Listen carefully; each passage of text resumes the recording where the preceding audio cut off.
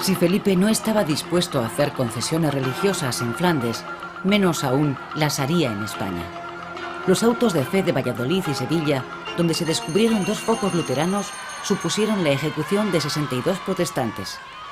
La Inquisición tuvo un papel decisivo en la uniformidad religiosa e ideológica, siendo un instrumento muy eficaz de control social. La represión de la Inquisición fue tan intensa que no escapó a ella ni el arzobispo de Toledo y primado de España, Bartolomé de Carranza. Acusado de defender proposiciones heréticas en un catecismo que había editado en castellano, fue encausado en un proceso que se prolongó durante 17 años. Gracias a la intervención del Papa, pudo trasladarse a Roma, donde moriría. Felipe II se mostró inflexible, negándose a interceder por Carranza, pese a que en su inculpación tuvo mucho que ver la enemistad que le profesaba Valdés Salas, el inquisidor general. Otro personaje relevante, Teresa de Cepeda y Ahumada, más tarde Santa Teresa de Jesús, sufrió también un amago de proceso de la Inquisición, aunque en este caso encontraría el amparo del rey.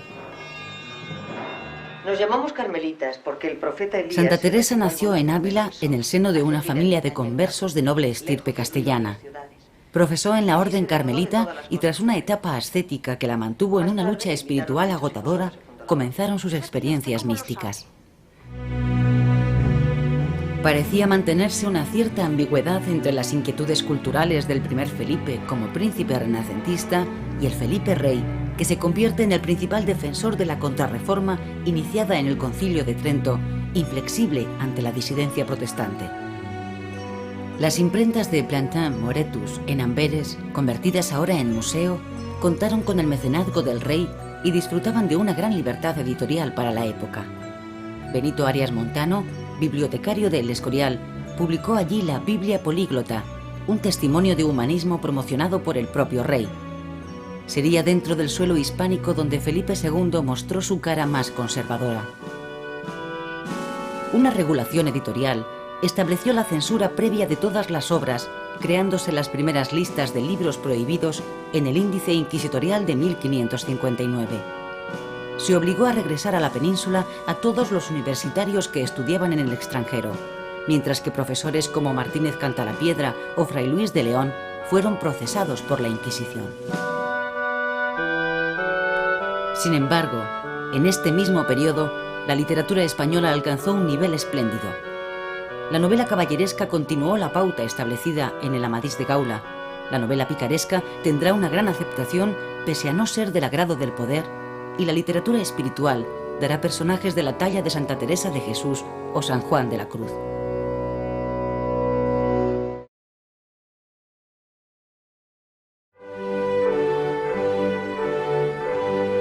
Para conmemorar el éxito de la batalla de San Quintín se construyó el monasterio de El Escorial. Se empezó a levantar en 1563, terminándose 21 años después, en 1584.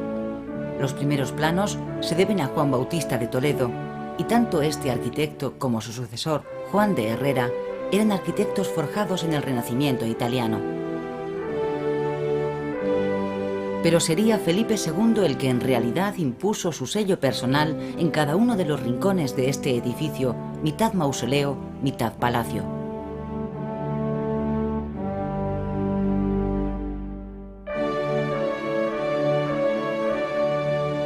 Felipe, nacido en el año 1527 en Valladolid, se había educado en el ambiente cultural del Renacimiento. En los frescos de las paredes y el techo de la biblioteca de El Escorial están representadas todas las ciencias y artes de la época. Sus preceptores le instruyeron en la lectura de los grandes pensadores humanistas. También se le ilustró en ciencia, música, arte y arquitectura. Esta esmerada educación, seguida de cerca por el emperador, se puso en evidencia a lo largo de su vida. Felipe dio siempre muestras de sus conocimientos y de su gusto artístico que lo convirtieron en un gran mecenas.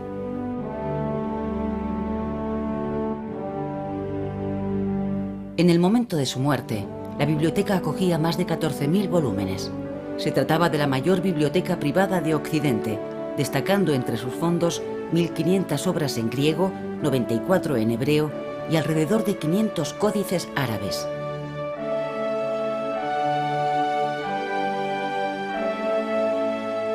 Arquitectos, pintores, escultores y artistas de toda índole pasarán por el Escorial, dejando una huella que se extenderá al resto del imperio y creando todo un mundo científico y artístico dentro de un edificio que Felipe II mandó construir para que se ajustara a sus gustos, a su educación y a su espíritu.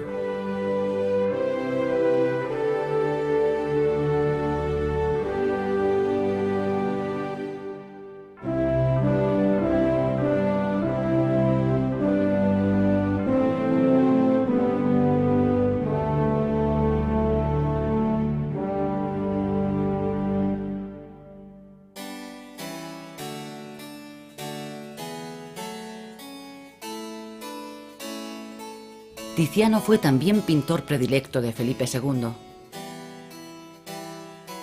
Su encuentro en Augsburgo en 1551 recordaría a Tiziano la visita que le hiciera el emperador en ese mismo lugar 2 años antes.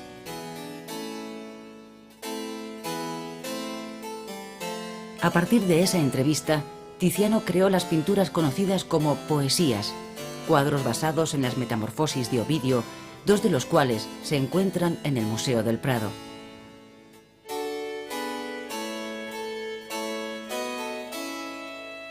Dánae recibiendo la lluvia de oro, en la que la tradicional figura de Cupido en este relato mitológico ha sido sustituida por una vieja celadora que sirve de contrapunto a la sensual figura de Dánae.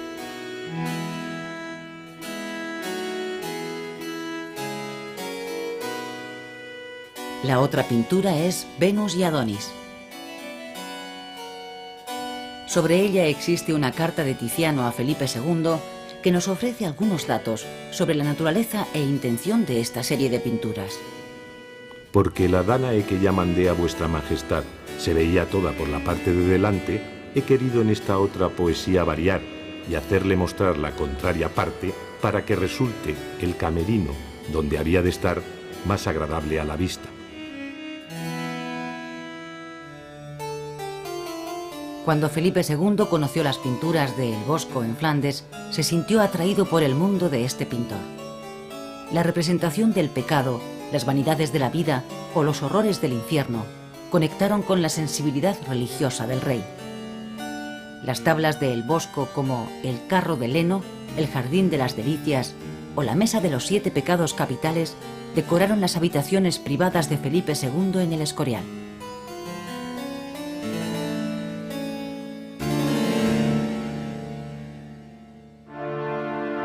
Por el contrario, la pintura de El Greco no resultó del agrado del rey.